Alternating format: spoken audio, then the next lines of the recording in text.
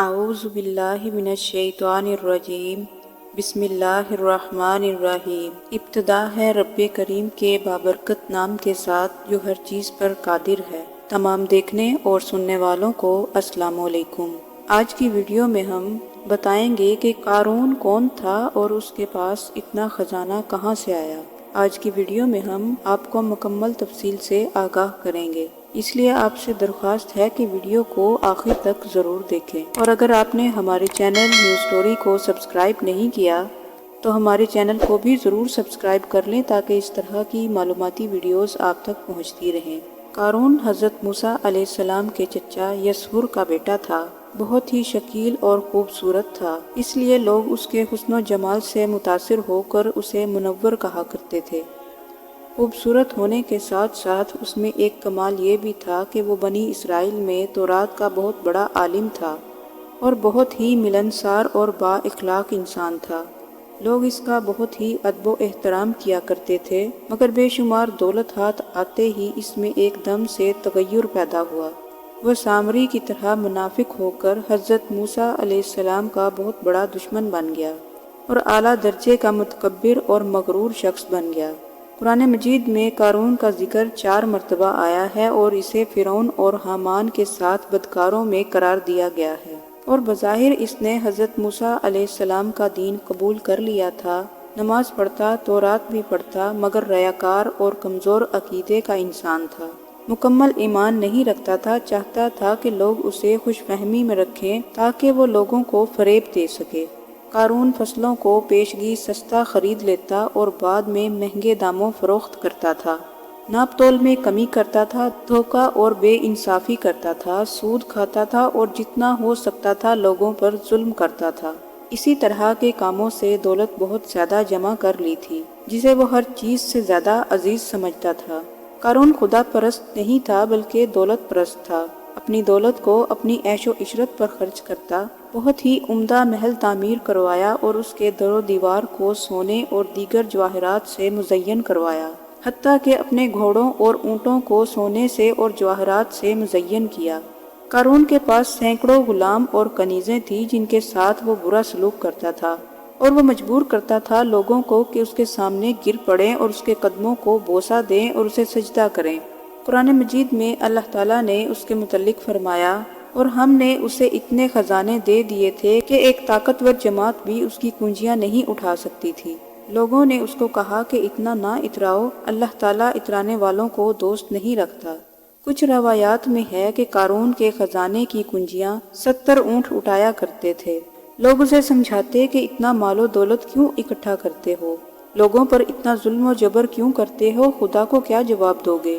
اگر تم نے لوگوں کا مال نہ کھایا ہوتا تو تم بھی ہماری طرح کے لوگوں میں سے ہوتے۔ قارون جواب میں کہتا کہ میں دوسروں کی طرح نہیں ہوں، میں چالاک اور محنتی ہوں، دوسرے بھی جائیں کام کریں، میری طرح زحمت اٹھائیں، میں اپنی دولت دوسروں پر کیوں خرچ کروں؟ مگر کچھ مومن لوگ اسے پھر سمجھاتے کہ تم لوگوں کا حق ادا نہیں کرتے، مزدوروں کو ان کا حق ادا نہیں کرتے۔ اگر تم چاہتے ہو کہ تمہاری عاقبت سنور جائے تو تمہیں دولت کو غریبوں میں، ضرورت مندوں میں تقسیم کر دینا چاہیے۔ لوگوں سے کہتا بے فائدہ مجھے نصیحت مت کرو، میں تم سے زیادہ عقل مند ہوں اور اللہ پر تم سے زیادہ ایمان رکھتا ہوں، جاؤ اپنا کام کرو، میری فکر مت کرو۔ اور جب زکوٰۃ کا حکم نازل ہوا تو اس نے حضرت موسیٰ علیہ السلام سے روبرو عہد کیا کہ اپنے تمام مال سے 1000واں حصہ زکوٰۃ ادا کرے گا، مگر جب مال کا حساب لگایا گیا تو زکوٰۃ بہت بڑی تعداد میں بنتی تھی۔ اس پر بخل کا بھوت سوار ہو گیا اور یہ نہ صرف زکوٰۃ کا منکر ہو گیا بلکہ لوگوں کو حضرت موسیٰ علیہ السلام کے خلاف بھڑکانے لگا، اور لوگوں کو بھڑکانے لگا کہ حضرت موسیٰ علیہ السلام زکوٰۃ کے بہانے تمہارا مال لینا چاہتے ہیں، یہاں تک کہ لوگوں کو حضرت موسیٰ علیہ السلام سے نفرت پر اکسانے لگا۔ چنانچہ اس نے بہت زیادہ پیسے دے کر ایک عورت کو راضی کر لیا کہ وہ حضرت موسیٰ علیہ السلام پر بدکاری کا الزام لگائے۔ چنانچہ عین اس وقت جب حضرت موسیٰ علیہ السلام واعظ فرما رہے تھے، قارون نے آپ کو ٹوکا کہ فلاں عورت سے آپ نے بدکاری کی ہے اور یہاں واعظ فرما رہے ہیں۔ حضرت موسیٰ علیہ السلام نے فرمایا اس عورت کو میرے سامنے لاؤ۔ چنانچہ عورت سامنے لائی گئی اور حضرت موسیٰ علیہ السلام نے فرمایا، آپ نے فرمایا اے عورت، اس اللہ کی قسم جس نے بنی اسرائیل کے لیے دریا کو پھاڑ کر راستہ بنا کر فرعون سے نجات بخشی۔ سچ سچ کہہ دے کہ واقعہ کیا ہے۔ حضرت موسیٰ علیہ السلام کا جلال دیکھ کر عورت سہم گئی اور کہا اور مجمع میں سب کے سامنے کہنے لگی کہ مجھے قارون نے کثیر دولت دے کر آپ پر الزام لگانے کو کہا تھا۔ اس وقت حضرت موسیٰ علیہ السلام آپ دیدہ ہو کر سجدہ شکر میں گر پڑے اور سجدے کی حالت میں آپ نے یہ دعا مانگی کہ قارون پر اپنا قہر نازل فرما۔ پھر آپ نے فرمایا کہ جو قارون کا ساتھی ہو وہ اس کے ساتھ ٹھہرے اور جو میرا ساتھی ہو وہ قارون سے جدا ہو جائے۔ دو خبیثوں کے سوائے بنی اسرائیل کے تمام لوگ اس سے الگ ہو گئے۔ پھر آپ نے زمین کو حکم دیا کہ اے زمین کو پکڑ لے، تو قارون ایک دم گھٹنوں تک زمین میں دھس گیا، اور پھر آپ نے دوبارہ فرمایا اے زمین اس کو اور پکڑ لو، تو کمر تک زمین میں دھس گیا۔